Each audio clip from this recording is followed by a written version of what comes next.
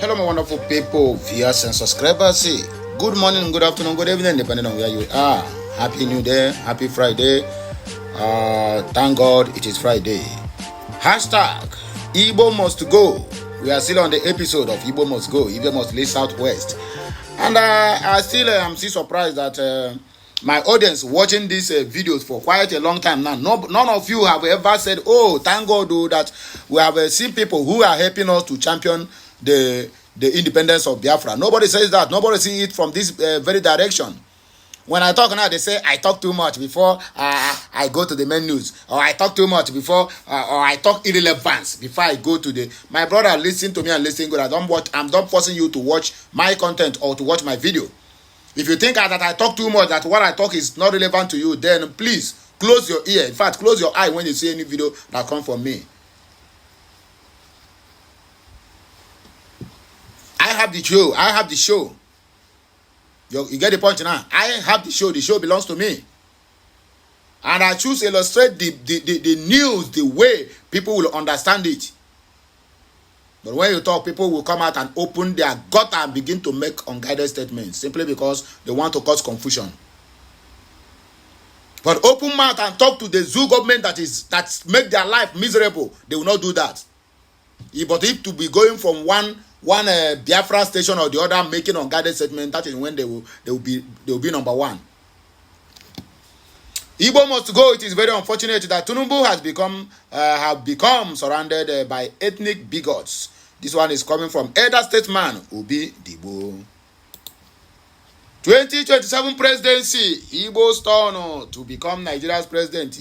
ACC declared they don't start another propaganda to channel the attention of our people, the Biafrans, to that mindset of Igbo will produce a president simply because of their evil plan they have to make sure that they subdue the Biafrans into believing that the zoo will give them presidency. My dear, the zoo, the politicians, Igbo politicians or Biafran politicians in the zoo who decide to go for governorship or president or whatever should continue, but they should count us out. Because at the end, everybody must surely reap where they sow. And whatever you sow is what you are going to reap.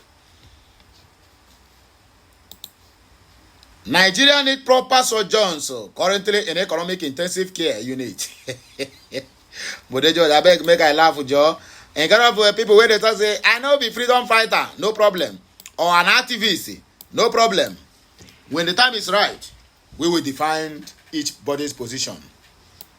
To come on to show a single gratitude that at least something you cannot do, somebody is out there doing it. Only just bad mountain is what I get every now and then. I never even ask you to contribute money, and you call me what they call it, a freedom fighter. I never ask you, go fund me, go there, donate 1 naira or 2 naira, $1 or $2 for me, and you still have the God to come to my comment section to make an unguided statement. Be warned. Any more of that from that making that unguided statement, I will block you off. You don't need to watch. I beg, like, share, comment, and make sure you subscribe to my channel for more interesting videos. I don't want to start any video with a bad vibes. It is not good. It is not good. It will make me not to flow well. An elder statesman and ex-governorship aspirant in Anambra State, Dr. Chike Obidibo, bemoaned the fact that Bola Ahmed Tinubu is now surrounded by ethnic bigots. He defended Bola Ahmed Tinubu against accusations of backing the hashtag Igbo Must Go campaign in Lagos, calling it the misguided initiative of Yoruba ethnic extremists, likes of Bayo Ononoga. Obidibo urged Bola Ahmed Tinubu to intervene and address those responsible, warning that such actions could jeopardize the country's peaceful coexistence. Speaking in Oka, Obidibo criticized the movement to expel the Igbos from Lagos and Yoruba territories as a breeding ground for hatred and called for an end to it. Obidibo argued that those advocating for the hashtag Lagospedia movement should seek more civilized methods to achieve their objectives, minimizing discord and hostility. The elder statesman lamented that younger generations were being misled into believing divisive rhetoric equates to real politics. He noted that since the 2019 elections, the exclusion of the Igbos from Nigeria had become a convenient distraction from the broader challenges facing the nation. Obidigbo retreated said, their agitation is now becoming very clear, very loud, very threatening, and with no meaningful and convincing official reprimand or any security challenges.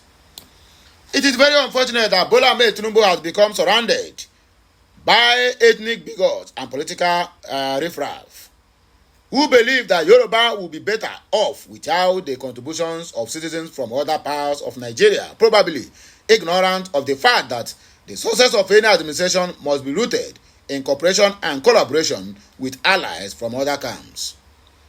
This announcement by #Lagospedia do not come as a total surprise because it is a reflection of the body language of some political rabble rousers that are unfortunately loyal to the president of the Fulani government of Nigeria. It must be noted that while Igbo from mainly southeastern and other parts of Nigeria are not without homeland, our decision to see every part of Nigeria as home is in the spirit and letter of the country's constitution, so must never be used against us. Rather, it should be considered positive to the desired unity of the country. At this point, it has become necessary for the promoters of Igbo must go to be reminded that Igbo have neither been soldiers of occupation nor economic parasites in any part of the world they find themselves. If these ethnic hirelings think that the only way they could be productive to themselves and their environment is to execute xenophobia attack on Igbos, they are widely mistaken. I have personally and convincingly stated that Nigeria as a country is far too large for one black man to manage successfully and profitably. Since this agitation is becoming a recurring decimal, will it then not be better for all separatist agitators, including their silent supporters, to initiate civilized methods of dismembering this contraption called our country? Even elder statesman called Nigeria a contraption, then who are you? Given the boldness and the effrontery of Lagospedia to articulate and set a date to begin Igbo must go protest, the silent implication of the pronouncement is not lost on well, meaning Igbo, and we are ready to oblige the sponsors if they come out in a more civilized manner. 2027 presidency. It is Igbo turn to become Nigeria president, AAC declares.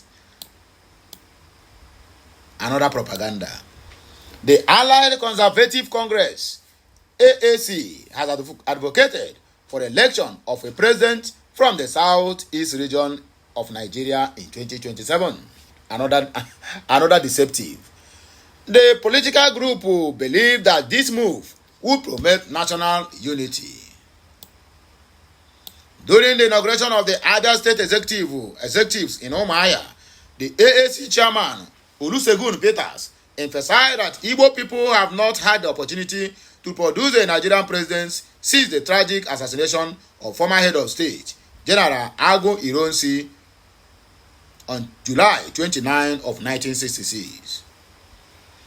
Peters, represented by AAC National Vice Chairman for the Northwest, Ibrahim Abdullahi, pointed out that in the 25 years since the restoration of democracy, no individual from the Igbo ethnic group has held the presidency, while both the North and the Southwest have each had 2 terms in offices. He affirmed that the party is committed to fairness and will actively support the equitable distribution of power among Nigeria's 3 principal ethnic groups, Igbo, Hausa, and Yoruba. Abdullahi further characterized the Igbo as a hard-working community and expressed optimism that the current economic challenges facing the nation could be effectively addressed through the innovative capabilities of an Igbo leader. Nigeria News reports that during the inauguration of the new Abia executives, the National Party chairman emphasized the importance of unity and collaboration among the state working committee. He highlighted that the party is committed to representing the interests of all Nigerians, regardless of their religious, ethnic, and educational backgrounds. In their separate addresses, the National Vice Chairman for North Central, Honorable Ilya Juan, the National Publicity Secretary, Honorable Abubakar Sadiq, and the National Vice Chairman of the Southeast, Vincent Ebelechukwu, extended their congratulations to the newly inaugurated executive for their dedication, expressing optimism that they would guide the party to success in the forthcoming selections. In his address, the acting state chairman of the AAC, Onyekachi Owalaka, expressed gratitude for the trust placed in the new state executives and assured that the party would be strategically positioned to secure governorship and legislative victories in Abia by 2027. Okute News understand that the inauguration also included other key party officials, such as the state vice chairman, Dr. Jiwuba Peter, and the party secretary, Dr. Innocent Ikoro, among other principal officers. Nigerians, they need to go, and in fact, they need proper surgeons. They are now in intensive care unit, according to Bode George. A former deputy national chairman of the People's Democratic Party, Bode George, has asserted that the country is currently in a political and economic intensive care unit. Okute News report that George made this known on Thursday while addressing a news conference on the state of the nation in Lagos State. He urged Bola Ahmed Tinubu to unravel issues around oil and gas, as well as power sectors, to get the country out of the woods and put smiles on the faces of Nigerians. He said, having been trained by this nation and worked for this country, if I see things not going the right direction and kept quiet, I'll be falling. So it is not a matter of fighting. Our country, Nigeria, is in a political and economic intensive care unit. So we need proper surgeons, political surgeons and economic surgeons as well. We are talking about who have gone through this before, who should be able to come to give us that freshness of breath to get out. We must put smiles on the faces of Nigerians no matter where they reside. Well, some of us can manage, but what about the myriads of so many young Nigerians who cannot even have any meal?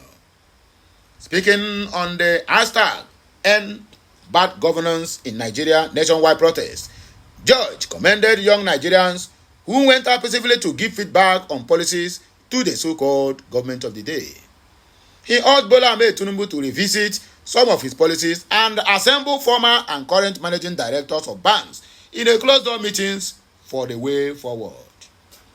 Regarding food insecurity, the PDP leader added that the solution was not to import food, but to implement short, medium, and long-term policies to empower farmers to go back to their different farms.